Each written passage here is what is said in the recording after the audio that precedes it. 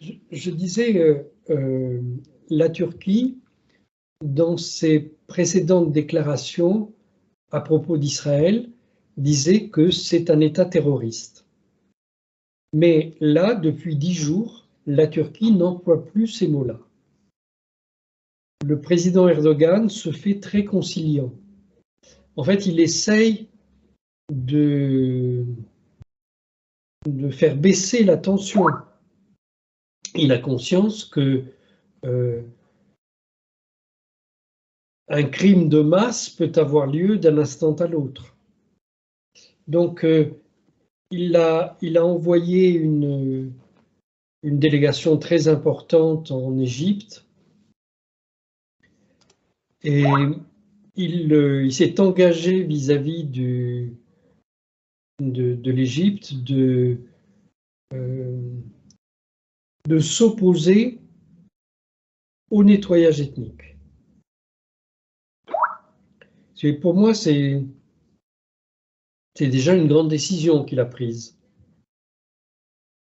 Alors, je ne sais pas ce qu'il va faire pour s'opposer au nettoyage ethnique. Le nettoyage ethnique, ça veut dire aussi bien l'expulsion que le massacre. Parce que, voilà, moi honnêtement, je vais vous dire, après vous pouvez donnez-moi votre impression là-dessus, parce que c'est plus large, mais je trouve que, en général, hein, Poutine a fait de grandes ouvertures au monde musulman. Oui. Il a construit des mosquées, il leur a fait... et en plus, la culture russe est restée, on va dire, dans une certaine virilité de parole que l'Occident a perdue, hein, il faut être honnête, qui devrait séduire le monde arabo-musulman. Et je trouve que le monde arabo-musulman n'est absolument pas reconnaissant et digne à ce niveau par rapport à la Russie. Ouais. Alors, ça a peut-être changé hein, avec l'histoire. D'abord, le monde arabo-musulman, depuis 75 ans, et particulièrement depuis Jimmy Carter, depuis la création du commandement central des États-Unis, le commandement pour tout le Moyen-Orient, toutes ces populations ont beaucoup souffert, énormément souffert. Et les États-Unis ont joué un rôle terrible dans ces souffrances. Donc, quand ils ont vu arriver les Russes, d'un côté, un premier réflexe, c'est de dire ce sont des sauveurs, et le deuxième réflexe, c'est de dire mais ils sont tous pareils. Et les Occidentaux ont tellement cultivé la division des Arabes en les dressant les uns contre les autres. Ouais, le syndrome Laurence d'Arabie. Oui, c'est ça, oui. Que, voilà. Qui donne Ben Laden et qui donne la formation de terroristes par Guantanamo, par exemple. Hein. On peut en parler de ça aussi. Oui, mais les premières victimes d'Al-Qaïda et de Daesh, ce sont les Arabes. Ce n'est pas du tout les Occidentaux.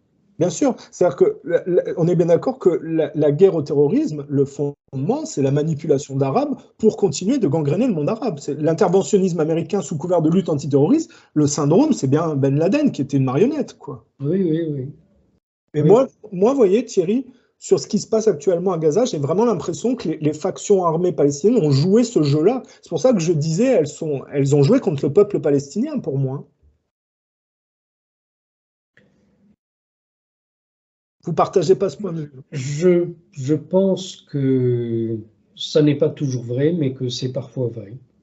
D'accord. Et pour le cas de ce qui se passe actuellement, vous ne pensez pas que c'est vrai? Vous pensez que c'est une action coordonnée désespérée arabo-musulmane contre le colonialisme israélien?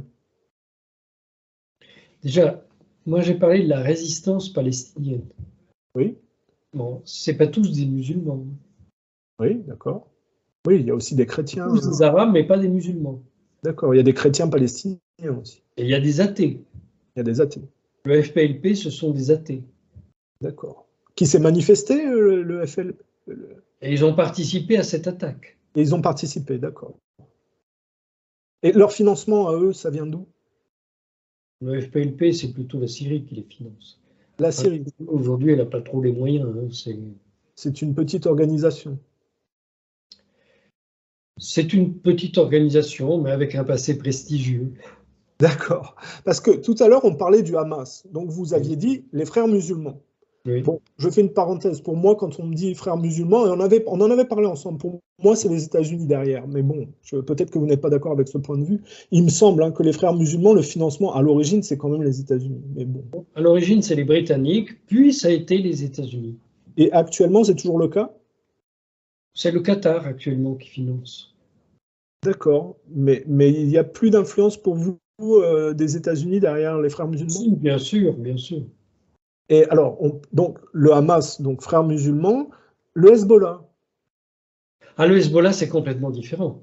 Qu'est-ce que c'est comme groupe? C'est quoi leur idéologie, leur financement? Alors, le Hezbollah, ce sont au départ, c'est un réseau familial au Liban contre l'occupation du sud du Liban par l'armée israélienne avec Ariel Sharon qui est arrivé. Voilà. Donc, c'est quelques familles qui se connaissaient et qui ont fait un réseau de résistance. Ces gens, c'était tous des chiites. D'accord. Ils ont pas de lien avec la Syrie, du coup? J'y viens. Ces gens, c'était tous des chiites et c'était au moment où il y avait la révolution encore en Iran. Donc, voilà, ils ont pris comme modèle la révolution iranienne. Mais le chiisme existait au Liban avant d'exister en Iran. Les chiites libanais ont une antériorité sur les chiites iraniens. D'accord. Et donc, ils se sont tournés vers l'Iran, ils ont reçu l'aide de l'Iran, mais ce sont d'abord des Libanais. Et les Libanais, historiquement, ce sont des Syriens. Oui. Vous savez que la Syrie a été divisée pendant la colonisation, qu'on a créé de manière arbitraire l'actuelle Syrie, le Liban, Israël, la Jordanie, tout ça, c'était la Grande Syrie. Donc, ces familles chiites se pensent encore syriennes. Oui, d'accord. Oui, bien sûr. Parce qu'ils ont gardé, si vous voulez, les anciennes lignes, mais c'est un peu comme en Afrique, ce que disait Bernard Lugan sur le colonialisme en Afrique et ses dégâts, mais les gens n'ont pas changé en Afrique de ligne derrière. Oui, oui. Bien sûr. Et donc, quand il y a eu à nouveau la guerre avec Israël en 2006, quand les Israéliens ont attaqué le Liban, eh bien, le Hezbollah s'est tourné vers la Syrie. Et le ministre de la Défense syrien, le général Toukmani, est venu organiser le Hezbollah pour résister à Israël. D'accord. Et donc, là, on a vu le Hamas, on a vu le Hezbollah. Vous avez parlé des groupes chrétiens. Alors attendez, le Hezbollah, aujourd'hui, c'est devenu une organisation extrêmement importante. Alors qu'au départ, c'était quelques familles, hein, c'est ce que vous disiez. Oui, c'est ça. D'accord. Aujourd'hui, moi, je ne pense pas qu'il y a d'État libanais. Je ne crois pas que ça existe. Oui. D'ailleurs, il n'y a pas de président au Liban actuellement, et ça depuis longtemps. Et je pense que les institutions sont un leurre au Liban. Je pense que le seul vrai État, c'est le Hezbollah. D'accord. Au Liban, c'est le Hezbollah qui régit les choses. D'accord. Et mon expérience personnelle, c'est que quand le Hezbollah décide quelque chose, ça se fait. Quand c'est les ministres, ça se perd dans les sables. D'accord. Donc là, on a vu le Hamas, on a vu le Hezbollah. Le groupe chrétien, il s'appelle, excusez-moi, je ne connais pas tout, mais... Non, alors, il n'y a pas de... Le petit groupe chrétien dont vous parliez? Non, il n'y a pas de groupe chrétien organisé militairement. D'accord, ok. Et d'ailleurs, il y a de moins en moins de chrétiens en Palestine en général et à Gaza en particulier, parce que le Hamas ne veut pas qu'il y ait de chrétiens. Alors, quand on a parlé d'une abréviation en 3 lettres tout à l'heure, d'un petit groupe qui n'avait pas beaucoup d'influence dans les organisations. Non, moi, j'ai parlé du FPLP, donc Voilà, ce sont des marxistes, c'est pour ça qu'ils sont athées. d'accord. Ah, ils sont pas chrétiens, ils sont athées marxistes. Ah oui, d'accord. Beaucoup, leurs fondateurs étaient chrétiens. D'accord. Euh, et puis, il y a un groupe. euh, Alors, juste eux, ils auraient une tendance, du coup, à être liés à la Russie, peut-être un peu plus que les autres groupes. oui, D'accord. oui, oui, oui. Oui, oui, et ce sont des gens qui raisonnent très, très bien. Oui, ils sont à part dans les factions armées palestiniennes, ils sont à part un peu quand même. Oui, ils sont à part, mais euh, si vous parlez politique avec eux, c'est des gens qui parlent d'une manière très construite et raisonnable. D'accord. Et pourquoi le peuple palestinien n'a jamais misé sur cette branche-là en particulier? Si, Georges Habash a eu à un moment, enfin, il a eu son heure de gloire, mais non, parce que en fait, pendant la guerre froide, euh, voilà, les Palestiniens ont été divisés entre pro-US et pro-russe. D'accord. Alors, on a ce groupe-là. Le groupe, est-ce qu'on a parlé du Fatah, par exemple? Non, on n'a pas parlé du Fatah. Le Fatah, c'était l'organisation de Yasser Arafat. Oui. Donc, à l'époque de Yasser Arafat, c'était des gens euh, pareil, extrêmement lucides, organisés, rationnels. Et c'était de très grands laïcs. Yasser Arafat était un laïc et voulait que l'État palestinien soit laïque. Ça paraît incroyable aujourd'hui. Parce que son successeur, Mahmoud Abbas, est devenu en fait le Pétain des Israéliens. Voilà, il Alors, collabore avec l'État d'Israël et il fait un peu n'importe quoi. C'est une déchéance ce qui s'est passé au Fatah. beaucoup de gens, ouais, alors sans parler de Pétain, parce que, si vous voulez, moi, il y a quelque chose qui me dérange. Là, c'est un peu polémique ce que je vais dire, parce que c'est vraiment pas dans les clous. Je sais que vous êtes gaulliste et que vous n'allez pas forcément apprécier. J'ai un point de vue particulier sur la chose, c'est que les gens disent oui, les nazis, les fascistes, les nationaux français. Mais la réalité, c'est qu'ils ont perdu la guerre, ces gens-là. Donc, ce qu'on voit aujourd'hui, c'est quand même pas la conséquence d'une victoire qu'ils auraient eue. Ils ont quand même été défaits. Donc, ce qu'on voit aujourd'hui, c'est quand même la conséquence des vainqueurs, des gens qui les ont défaits. Il y a un moment donné, il faut aussi être logique. Je suis d'accord, je suis d'accord. Je ne vais pas discuter de ça.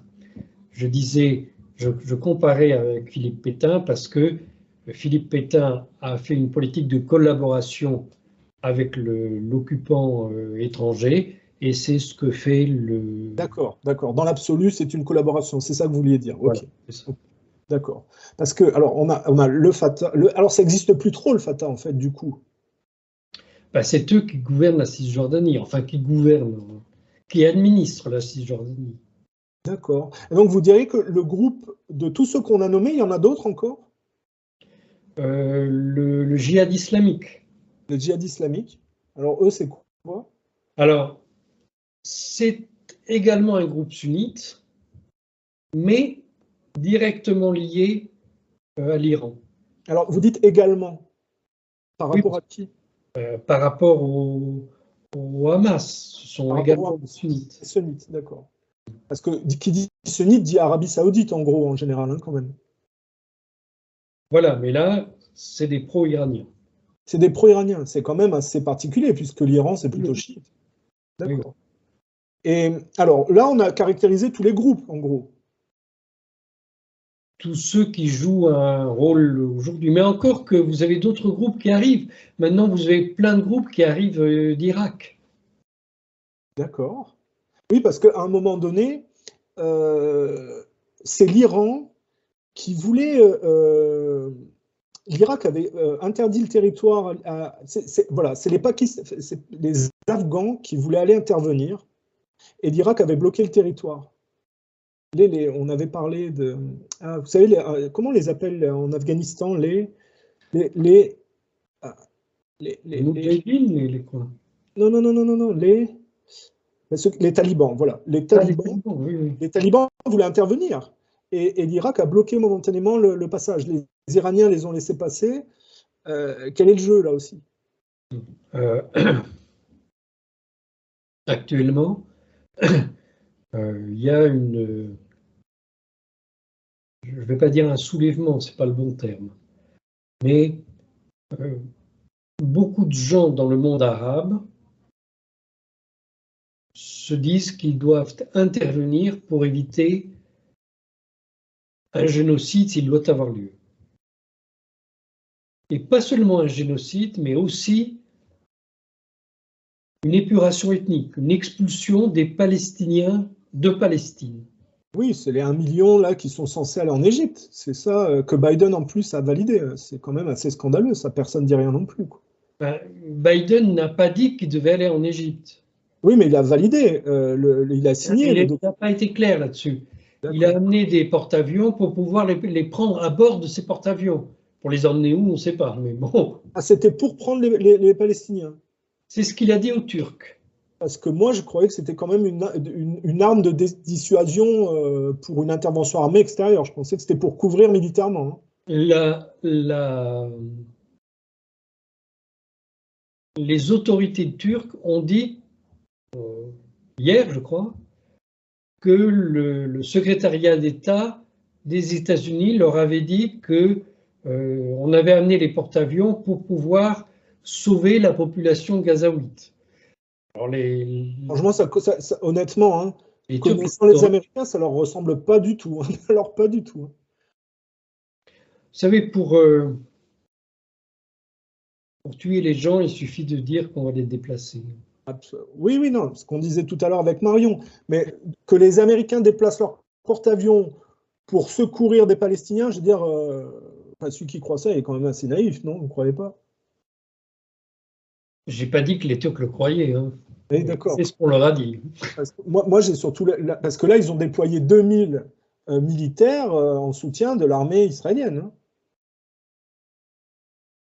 Hein.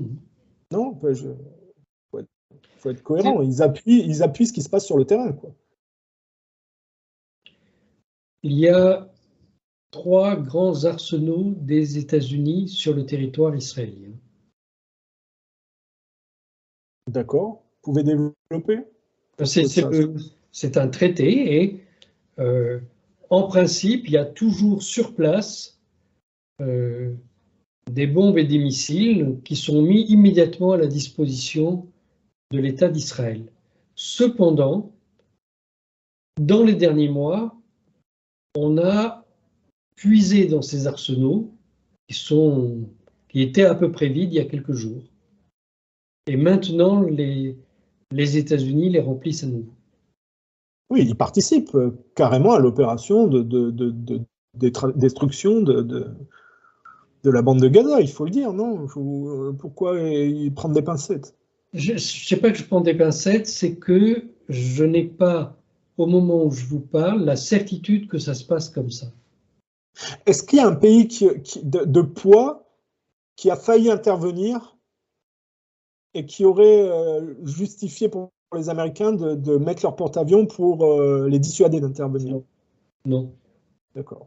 Il n'a jamais été question que l'Iran intervienne pour défendre les populations. Enfin, ils savent peut-être que c'est un engrenage qui sera extrêmement grave, quoi. Actuellement, l'Iran essaye d'organiser un état-major commun de toutes les forces qui veulent se battre là-bas.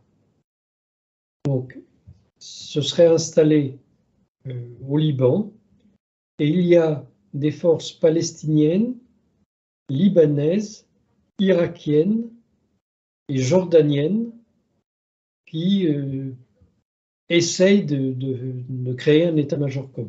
On en est là, hein, je ne peux pas vous dire autre chose. Alors, quand vous parlez d'état-major, c'est forcément militaire, donc soit c'est une intervention pour défendre le peuple palestinien et donc se battre contre l'armée israélienne. Oui, oui, oui, oui. D'accord. Mais ça, vous connaissez la parabole des coqs, je suppose que ça vous dit quelque chose. La quoi? Chez les Juifs, la parabole des coqs. Non. Chez les Juifs sionistes, c'est-à-dire que alors ça c'est dans les écrits hébraïques assez vieux hein, d'ailleurs. Ils parleront d'une période où par la tignasse de leurs cheveux, il est question d'obliger les nations à faire une guerre de masse. Donc moi j'ai quand même l'impression que ça répond à ce texte-là quand même. On est quand même à une volonté. Oui. Enfin, je ne suis pas sûr que les dirigeants israéliens lisent ces textes-là. Ah bah, en tout cas, les rabbins qui s'expriment souvent sur Internet, ils font souvent allusion. Hein. Oui. Parce que vous connaissez le régime iranien particulièrement? Oui, oui. Est-ce qu'on a affaire avec l'Iran à des diplomates ou des gens qui sont en géopolitique très pointus et qui ont une fine mesure de la dangerosité, de l'escalade et de oui. jusqu'où ne pas être entraîné? Non, les Iraniens sont des gens extrêmement subtils, vraiment très très subtils. D'accord. Mais ils abordent la diplomatie plutôt comme des commerçants. Incroyable. Comme des commerçants. Et c'est un pays de commerçants, hein, l'Iran. Pas comme des religieux, pas comme des philosophes. La culture iranienne, c'est une culture de commerçants. D'accord. Ah oui, mais alors ça, c'est problématique parce que c'est un pont d'entrée pour les problèmes. S'ils n'ont pas de... Ça laisse... Ils ont souvent commis des erreurs à cause de ça. Parce que, vous savez, moi, j'ai des correspondants en Iran, et ce qui m'a choqué, j'aurais pas cru, hein, parce que c'est quand même un pays qui sait que les États-Unis ne sont pas leurs amis. Et figurez-vous qu'ils sont quand même tous fait vacciner chez Pfizer en Iran. Ça m'a surpris. Je me dis, je veux dire, c'est quand même énorme. Ils vont aller se faire vacciner avec Pfizer, une compagnie américaine. Mais, alors, parce qu'il y a quand même une division de la jeunesse qui est une porte d'entrée à des révolutions colorées, hein, parce qu'il y a aussi les erreurs de la bourgeoisie iranienne contre le régime théologique. Et ça, c'est vraiment l'exploitation que les Américains font en général, c'est qu'ils font des révolutions colorées en passant. D'ailleurs, ils essayent de le faire, hein, et souvent le régime iranien réprime. Il y a quand même une division quand même chez les Iraniens à ce niveau-là. Vous savez, la jeunesse iranienne est abreuvée de télévision occidentale. Eh oui, eh oui. Ça passe toujours par les effets de mode. C'est comme les Russes, hein, le communisme est aussi tombé avec les mouvements de mode. Je crois qu'il y a une trentaine de télévisions occidentales en langue iranienne, alors qu'il n'y a que l'Iran où on parle iranien. Hein. Ouais, ouais. Et vous savez, par exemple, Euronews existe en langue iranienne. Hein. Ok, ils ont un Euronews iranien. Oui. Mais ça, c'est une catastrophe parce que du coup, c'est une porte d'entrée, quoi. Mais l'Occident leur envoie, les abreuve tous les jours de culture occidentale. Alors, vous rajoutez les réseaux sociaux, en plus, ça n'arrange pas la jeunesse à ce niveau-là. Vous vous souvenez qu'en Ukraine, ils ont fait la révolution en passant par Twitter, Facebook et en poussant les gens dans la rue. Ils essayent quotidiennement de le faire en Iran, hein, je pense. Oui, oui, oui, oui. Enfin, je vous ai coupé, allez-y, hein, développez. Non, mais je dis, bon, l'armée iranienne, pour le moment, n'est pas mobilisée. D'accord. Et elle n'a pas l'intention de le faire. Ça, j'ai pas dit ça. D'accord. Parce que, vous voyez, moi, ça m'a fait sursauter quand tout de suite, j'ai vu l'Instagram, c'est quand même le type qui a poussé à ce qu'on envoie de l'uranium appauvri et qu'on utilise des armes à uranium appauvri en Ukraine, et qui a poussé des textes en faveur d'une intervention nucléaire en Ukraine contre la Russie. Ce type, moi, je le trouve extrêmement malsain. Et tout de suite, quand il y a eu cette attaque déclenchée sur la région dont on parle, au Moyen-Orient, Palestine, Israël, il a tout de suite pointé l'Iran. Moi, j'ai vraiment eu l'impression qu'il y avait un truc qui était pensé derrière, pour pointer l'Iran, parce qu'ils bloquaient en Ukraine et qu'ils ouvraient un nouveau front, quoi, en gros. Le prochain, c'est l'Iran.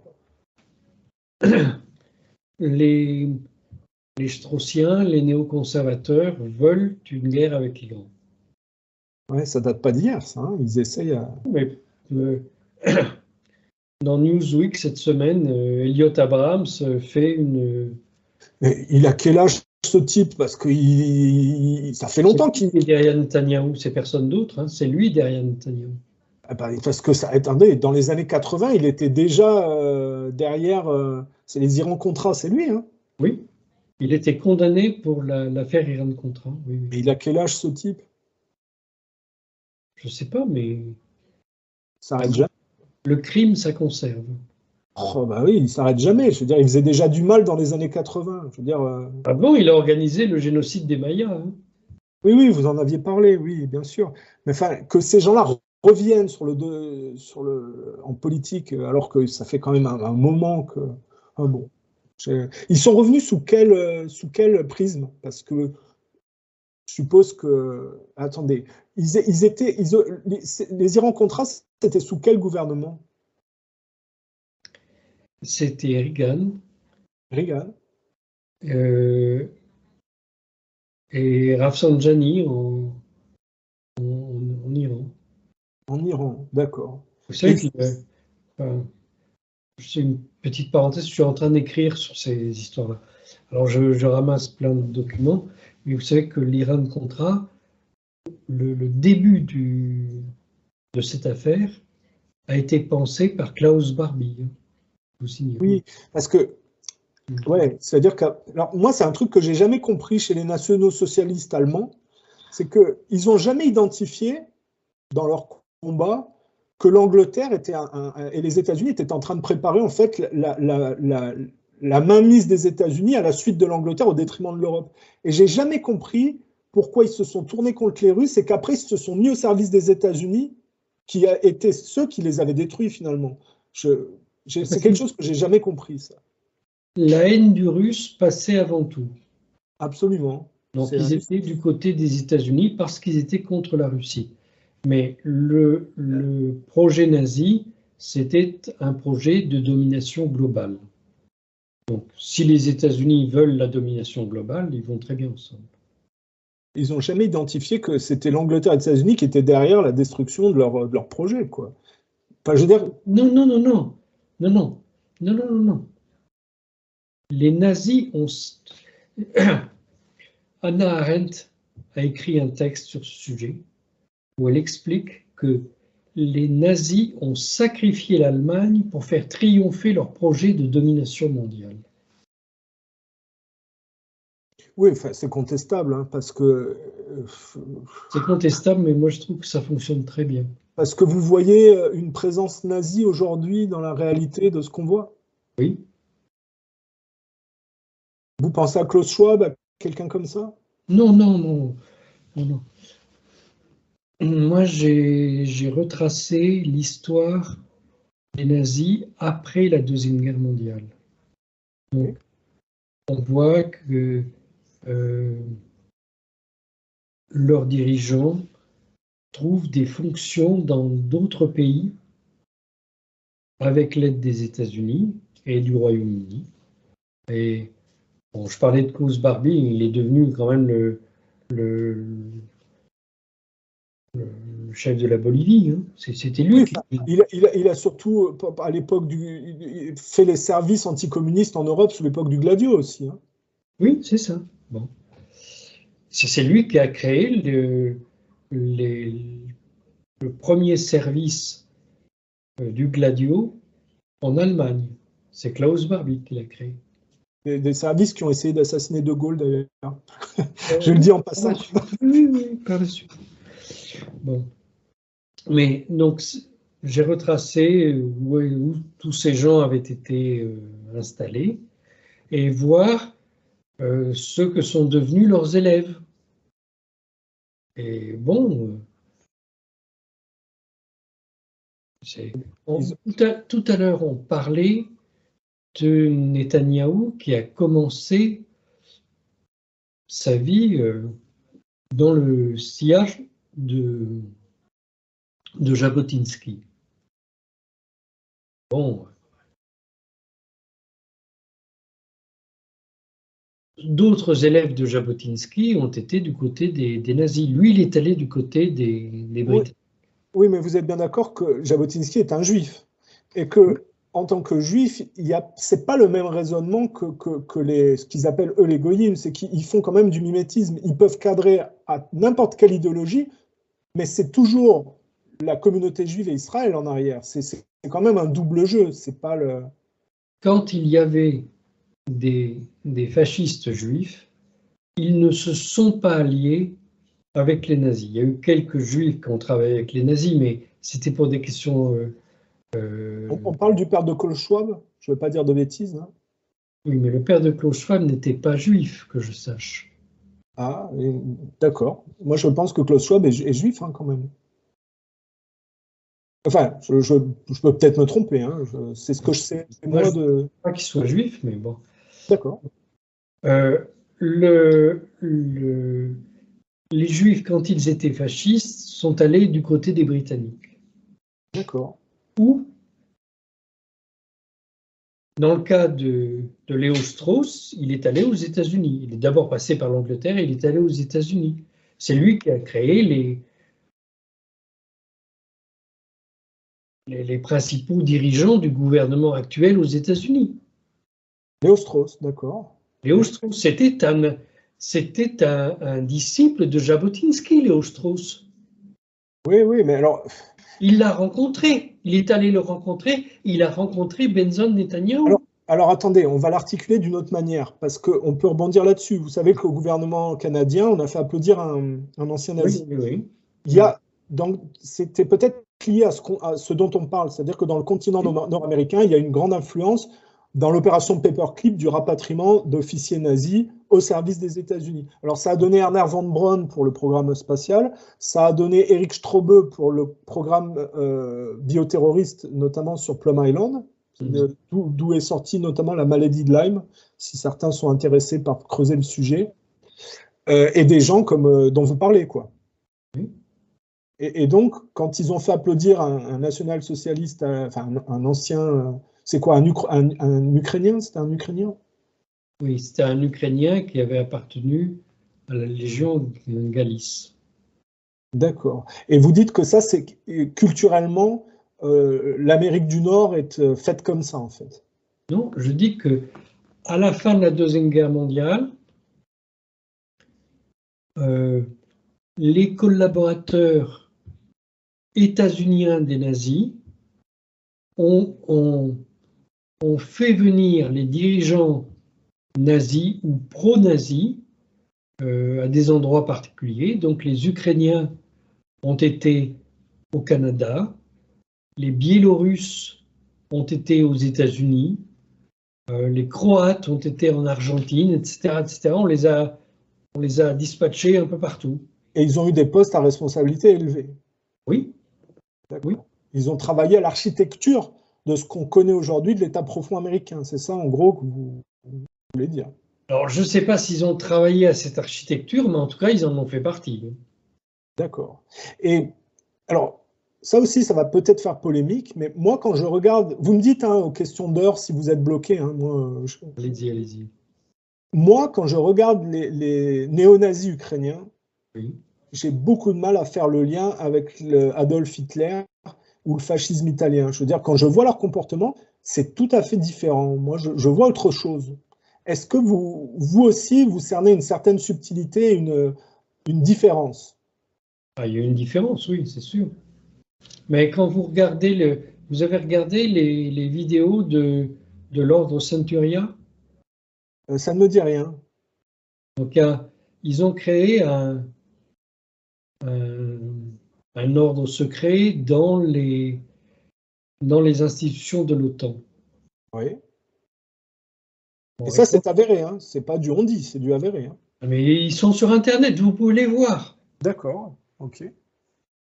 Et bon, ils font des cérémonies. Bon, c'est tout à fait comme les cérémonies nazies.